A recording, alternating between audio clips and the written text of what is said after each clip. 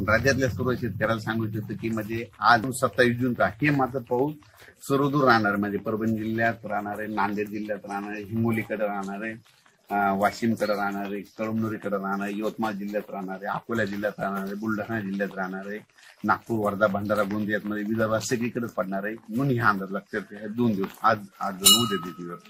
त्याच्यानंतर ही परभणी जिल्ह्यात देखील पाऊस पडणार आहे, इकडं जालना जिल्ह्यात देखील राहणार आहे, जळगावकडे देखील राहणार आहे. म्हणजे आजचा पाऊस हे सर्वदूरचा राहणार म्हणून हा अंदाज लक्षात. पण राज्यामध्ये 1 तारखेपर्यंत 1 जुलैपर्यंत राज्यात विदर्भ आणि मराठवाड्यातच जरा जास्त पाऊस पडणार आहे. सांगायचं झालं तर तुम्हाला सांगतो, विदर्भामध्ये 6, 5, 11 जिल्ह्यात आणि मराठवाड्यात म्हणजे हे दररोज वेगवेगळ्या भागात पाऊस पडणार आहे 1 तारखेपर्यंत. म्हणजे 27, 28, 29, 30 आणि 1 जुलैपर्यंत दररोज वेगवेगळ्या भागात पडणार. दुपारपर्यंत ऊन पडणार, दुपारच्या लगेच पाऊस येणार म्हणून हे लक्षात येतं.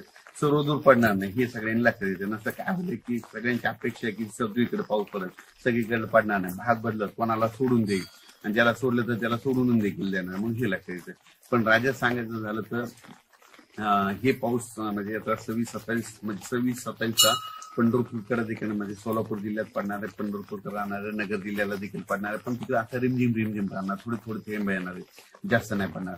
पण हे लातूर जिल्ह्याला पडणार आहे, धाराशिवला देखील आजचा पाऊस पडणार आहे. त्याच्यानंतर राज्यात सांगायचं झालं तर पंढरपूरला मध्ये 5 आणि 6 तारखेला म्हणजे पंढरपूरच्या यात्रेकरूला त्यांना पाऊस मध्ये वरून राजे भिजवणार आहे म्हणून हे देखील आजचा अंदाज त्यांनी लक्षात घ्यायचा.